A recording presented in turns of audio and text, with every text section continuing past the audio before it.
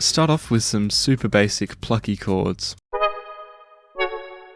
Add this flute thing, and then this thing. I really don't know what it is, to be honest. Start off the drums with a super hard 808.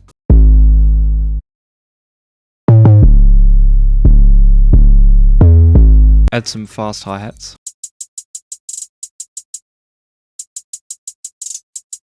And of course some slow open hats.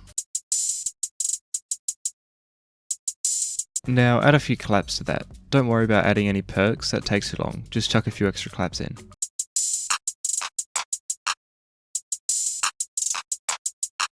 Add some transitions. And this thing. And here's what it should sound like.